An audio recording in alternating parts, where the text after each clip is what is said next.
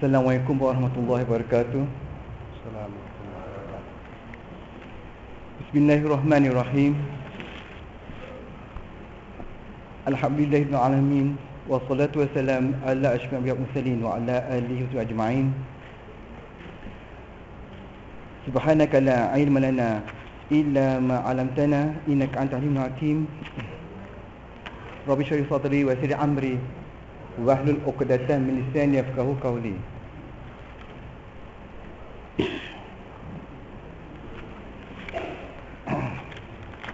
Yang saya hormati Al-Fadhil Ustaz Tuan Haji Suruh Bimiri, tuan-tuan dan puan yang dirahmati Allah sekalian. Alhamdulillahirrahmanirrahim. Bersyukur kepada Allah SWT kerana dengan limpah kasih sayangnya kita masih lagi dipanjangkan umur dan dapat meneruskan perkhidmatan kita pada hari ini, insya-Allah. Memberkati yang baca kita pada hari ini, selama kita baca umur kitab, semoga mendapat rahmatan dari Allah SWT, insya-Allah. Al-Fatihah. Alhamdulillah.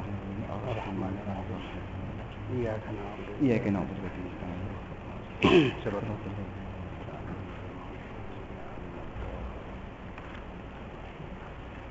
Juga silakan kepada Ustaz sebagai tafsirahnya.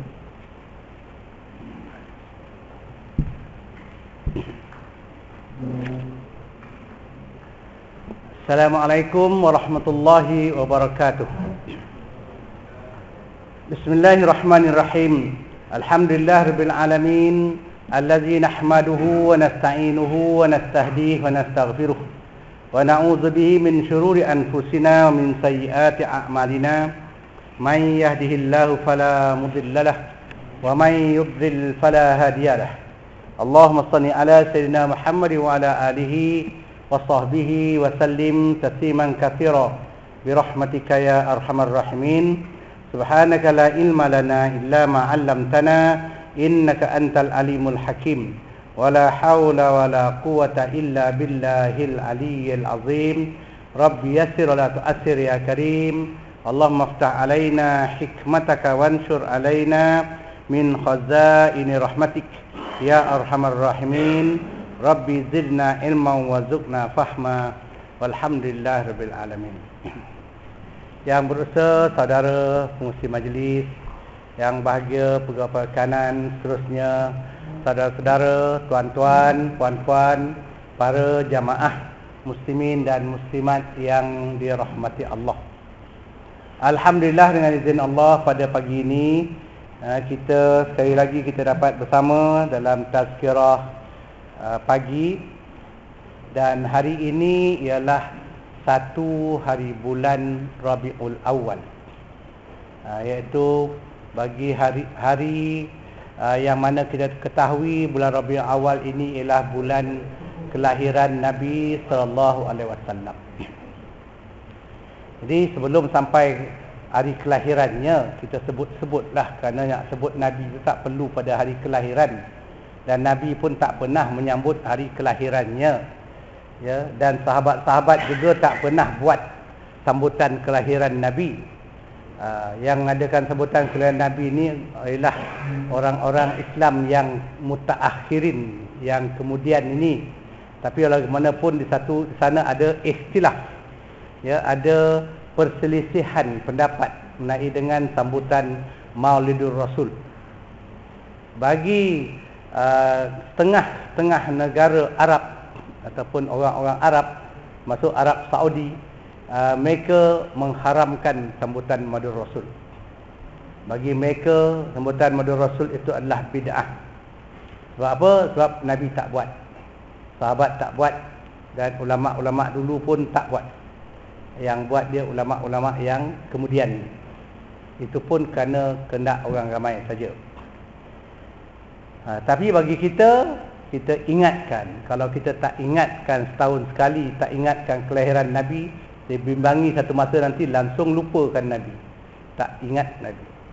Ya, sebab itulah kelahiran Nabi ni sepatutnya bukan kita nak buat sambutan macam mana kita nak buat kelahiran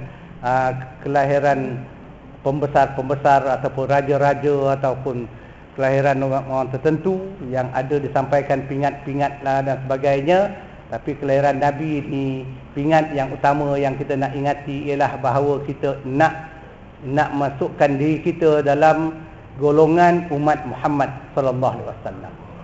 Ketika Nabi sallallahu alaihi wasallam di akhirat nanti Nabi mengatakan ummati, masa itu kita dapat masuk dalam golongan orang yang diiktiraf sebagai umat Muhammad sallallahu alaihi wasallam. Menyebut tentang ummati, ada ya berbeza-beza pendapat tentang hadis ummati itu. Tapi banyakkannya mengatakan bahawa Nabi nak wafat, Nabi mengatakan ummati. Tapi sebenarnya itu adalah hadis rekaan saja yang direka oleh orang ahli Syiah. Kerana mereka mengatakan hadis itu kononnya diriwayatkan oleh Sayyidina Ali. Kerana Sayyidina Ali dan Fatimah hadir ketika Nabi Muhammad SAW nak wafat. Jadi masa itulah Nabi berpesan ummati. Artinya Nabi ingatkan pada Ali, lepas Nabi wafat, lepas aku wafat nanti, engkaulah yang jaga umat. Itu yang di-highlightkan oleh orang Syiah. Jadi hadis ini adalah hadis dhaif ataupun hadis yang maudhu', hadis yang direka. Kenapa? Kerana Nabi SAW ketika nak wafat bukannya berhadapan dengan Ali dan Fatimah sahaja. Sebenarnya Nabi wafat ketika dia di atas kepalanya di atas riba Aisyah radhiyallahu anha.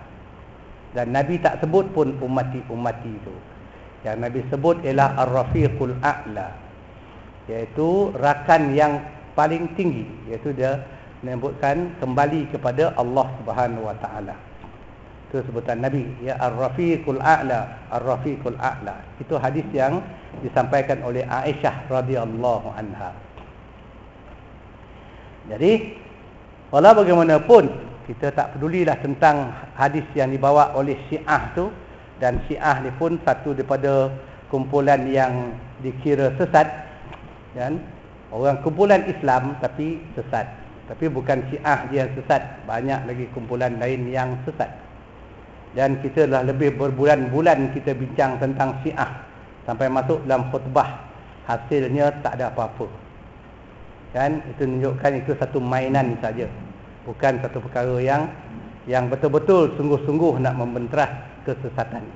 Kalau membenteras kesesatan, bukan Syiah saja yang sesat. Nombor satu sesat ialah anti hadis. Kan? Anti hadis yang dibawa oleh Qasim Ahmad, yang pulakan oleh Qasim Ahmad, itu paling sesat. Kerana dia menolak semua hadis. Dia terima 2 hadis saja, lain-lain hadis semua tak terima. Itu Qasim Ahmad. Ya, itu berarti mereka ni, kumpulan ini jadi kafir sebab menolak hadis. Kemudian lagi kumpulan yang lebih sesat, yang sesat juga, lebih sesat daripada Syiah ialah kumpulan Qadiani. Kumpulan Qadiani ialah mereka ini menafikan Nabi SAW sebagai Nabi akhir zaman. Mereka mengatakan ada lagi Nabi selepas Nabi Muhammad SAW. Dan mereka mengatakan bahawa bahawa ketua mereka itu adalah Nabi. Itu kumpulan Qadiani yang mengatakan Ghulam Ahmad Al-Masih, dia katakan sebagai Nabi. Itu adalah kumpulan yang kafir sebab menafikan Nabi Muhammad SAW sebagai Nabi akhir zaman. Dan lain daripada itu ada kumpulan lagi yang sesat, iaitu Sisters in Islam, pun sesat juga. Sebab Sisters in Islam tidak mengiktiraf beberapa ayat dalam Al-Quran. Mereka tak iktiraf tu. Mereka tak iktiraf ayat tentang faraid. Mereka tak iktiraf ayat tentang perkahwinan, poligami. Mereka tak iktiraf ayat tentang ayat mengenai dengan perbezaan gender, ya, perbezaan jantina. Ini dalam amalan Sisters in Islam, menolak ayat Quran. Manakala Syiah itu, mereka ini ialah dia tak tolak Quran, tidak tolak hadis, tetapi mereka menafikan sahabat-sahabat Rasulullah SAW. Itu Syiah. Tapi bagaimanapun Syiah itu sesat. Manakala 3 yang awal tu boleh jadi kafir. Itu beza dia, ya. Jadi kita hentam Syiah habis-habisan, sedangkan 1/3 orang Islam dunia ni adalah Syiah. Ya, orang Islam ada 1.6 bilion. 1.6 bilion tu artinya kurang-kurang 6 bilion Syiah. Ya, di seluruh dunia. Bukan di Iran saja Syiah, di Iraq, di Palestin, di Syria, Jordan, Mesir, ya, banyak Syiah. Di Malaysia pun ada Syiah. Jadi kita main-mainkan perkara ini, sudahnya pimai-pimai tangtu juga. Dia tak ada apa hasil, ya, tak ada apa hasil Syiah, tak ada. Wallahu alam. Jadi itu mainan-mainan saja. Jadi kita pun lekalah dengan mainan. Yang sebenarnya, perkara sebenarnya kita nak negakkan Islam yang sebenar. Itu yang mustahak. Ya, bukan kita nak nak bermusuh dengan sesiapa dan timbul permusuhan antara kita. Mungkin ada yang Syiah dah pun dah bergaduh, kita tak pasal-pasal bergaduh. Ya, wallahu alam. Baik. Itulah kita jangan politikkan agama. Tapi agama itu adalah politik. Itu beza dia. Ya, Islam itu politik, tapi kita jangan politikkan Islam itu untuk faedah kita. Wallahu alam. Kita kena ikut Islam. Nak ikut Islam tu kena ikut Nabi. Ya, kita nak jadi Islam ikut Nabi. Sebab itu pada hari ini 1 Rabiul Awal, kita ingat Nabi. Insya-Allah 12 hari bulan nanti. Kan sambutan Maulid Rasul sallallahu alaihi wasallam. Dan apabila sebut nama Nabi, hendaklah selawat. Kerana Nabi SAW mengatakan bahawa orang yang al-bakhil man iza zukirtu indahu falam yusalli alayya. Orang yang bakhil, sebenar-benar bakhil itu ialah seseorang yang apabila disebut namaku padanya, dia tidak berselawat ke atasku. Itu orang bakhil. Jadi sebab itu kita jangan jadi orang yang bakhil. Jadi kita nak ikut Nabi Muhammad SAW, nak jadi umat Nabi SAW, tetapi tak nak selawat. Dan selawat tu bukan menjerit-jerit tu selawat. Selawat tu kita selawat bila-bila masa. Ya, bila-bila masa selawat. Banyakkan selawat. Selawat adalah sama banyaknya dengan amalan-amalan yang lain. Zikir-zikir yang lain. Kalau lain-lain zikir itu kita buat 1000, berarti selawat pun nak buat 1000 juga. Itu dia. Kenapa? Kerana Allah Ta'ala mengatakan dalam Quran, "May yuti'ir rasul faqad ata Allah." Siapa yang taat pada Rasul, sesungguhnya dia taat pada Allah. Berarti Allah Ta'ala suka. Allah Ta'ala suka hamba-Nya yang mengangkat Nabi, mengangkat Rasul. Itulah kita sebut nama Nabi setiap kali sembahyang. Wajib sebut. Kalau tak sebut nama Nabi dalam sembahyang, maka tidak sah sembahyang, batal sembahyang. Dan tak ada selawat, tak ada Allahumma salli ala Muhammad, tak ada, berarti batal sembahyang. Tentu sekali menunjukkan mustahabnya. Dan juga Nabi SAW dibangkitkan oleh Allah untuk membawa agama, bukan membuat pembangunan, bukan buat peladangan. Bukan kalau buat ladang itu risdanya kerja, kan, jaga ladang. Itu dah ada orang jaga. Nabi tak ada jaga ladang. Nabi tak ada jaga pembangunan. Nabi tak ada jaga tentang ekonomi. Yang Nabi nak jaga ialah tentang akidah, tentang antara manusia dengan Tuhan. Itu yang Nabi dibangkitkan. Ya, kerana apa? Kerana lain-lain itu semua dah Allah Ta'ala sediakan.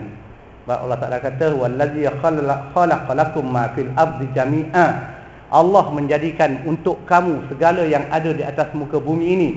Allah Ta'ala dah sediakan, dah lengkap alam ini, dah lengkap bumi. Baru Allah Ta'ala jadikan manusia, letakkan Nabi Adam alaihissalam. Bumi dah cukup dah. Dah ada pokok-pokok, dah ada gunung ganang, dah ada batu, ada kayu, ada ikan, ada burung, ada barang-barang galian, ada gas, ada karen, ada minyak dan sebagainya. Dah siap atas bumi. Jadi manusia cari saja. Sebab Allah Ta'ala dah sediakan. Maka Allah Ta'ala bangkitkan Nabi untuk membimbing manusia, untuk membimbing manusia mengenal Tuhan. Supaya manusia jangan hanyut. Kita hanyut dengan dunia, lupakan Allah, tak ingat Allah. Allah yang beri kita nyawa, Allah beri kita akal, Allah beri kita segala panca indera, Allah beri kita mata untuk melihat, Allah beri kita telinga untuk mendengar, Allah beri kita kaki tangan untuk bergerak, untuk bekerja. Jadi sebab itulah dibangkitkan Nabi supaya manusia jangan lupa pada Allah. Jadi banyak manusia yang lupa pada Allah kerana mereka rasa dunia ni milik mereka. Sebab itu Allah Ta'ala ingatkan dalam Quran, wa ma khalaqtul jinna wal insa illa liya'budun. Tidak aku jadikan jin dan manusia melainkan untuk menjadi hamba padaku, menyembahku. Jadi kita mesti sembah Allah. Kaya macam mana pun bukan milik kita, itu Allah Ta'ala kurniakan. Kalau orang kaya yang milik dia, dia mati bawa sekali barang, macam Fir'aun mati barang-barang emas-emas dia bawa sekali. Qarun mati tenggelam dengan rumah-rumah ligai dia dan emas sekali. Kan? Bahagian orang-orang Cina pula dulu dia mati tanam dengan emas. Besok pagi dah tak ada emas, dah gali kat orang. Yalah dulu kan? Dulu Cina mati dia tabur duit betul. Sekarang ni dia tabur kertas. Dia akal Tuhan dia. Ini pun duit juga. Tuhan dia tak kenal duit. Ya. Subhanallah. Jadi kita ialah kita ini, dunia ini untuk sementara kita nak kembali ke akhirat. Jadi dengan itu dunia ini bukan segala-galanya. Kita mesti ingat bahawa kita akan kembali kepada Allah. Masa kembali pada Allah nanti tak ada gunanya. Orang yang punya harta, duit, aset berbilion-bilion nak tebus api neraka tak dapat. Tak boleh nak tebus api neraka dengan berbilion-bilion tu. Ya, tak boleh nak tebus dengan api neraka dengan kuasa yang ada. Kalau katalah jadi maharaja dalam dunia, satu dunia, dia kuasa tu pun tak boleh nak bawa ke padang mahsyar. Kerana di padang mahsyar nanti Allah Ta'ala tanya, limanil mulkul yaum, siapa yang jadi raja hari ini? Tuhan tanya di akhirat. Semua raja-raja tak cakap den raja, tak ada dah. Ya, masa itu semua tunduk lillahil wahidil qahar. Hanya bagi Allah yang esa, yang satu, yang maha berkuasa, yang maha menentukan segala-galanya. Allah alam. Jadi kita lihat semula tentang sambutan Maulidur Rasul yang akan kita lakukan. Ya, jadi dengan sambutan Maulidur Rasul ini jangan kita buat nak macam mana sambut hari-hari jadi lain-lain makhluk, lain-lain manusia. Kita buat sambutan Maulidur Rasul kerana kita mengingati Nabi dengan apa yang dibawa oleh baginda, iaitu syariat Islam. Orang Islam ada sambutan Maulidur Rasul kerana dia nakkan Islam tu. Jadi kalau apa gunanya kita adakan sambutan Maulidur Rasul tapi tak nak Islam? Lebih baik tak sah buat ada sambutan Maulidur Rasul. Ya. Baik kita sambut hari merdeka, bakar bengecun, bakar bunga api besar-besar, buat sambutan. Itu tak apa, sambutan hari merdeka. Kerana apa? Kata memang kita nak merdeka. Tapi sambutan Maulidur Rasul kita mesti nakkan Nabi, nak ikut Nabi. Jadi cek diri kita, ya, sejauh mana kita dah ikut Nabi.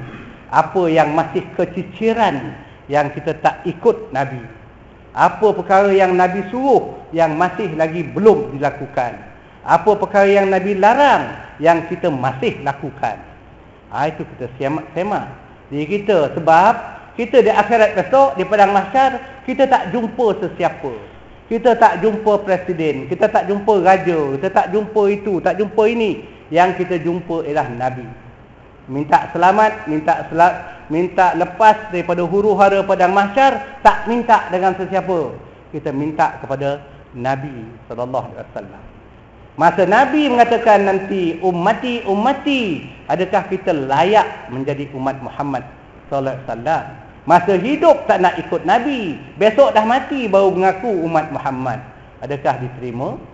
Name tag tak ada. Nabi tengok ummati mana name tag? Tak ada name tag, tak ada, tak boleh. Ya, tak layak untuk jadi umat Muhammad. Jadi sebab itulah kita setiap Maulidur Rasul, setiap hari kebesaran Islam, kita mesti cek diri kita, kelayakan kita sebagai orang Islam yang memegang amanah daripada Allah Ta'ala, Amanah apa amanah? Amanah agama. Agama tu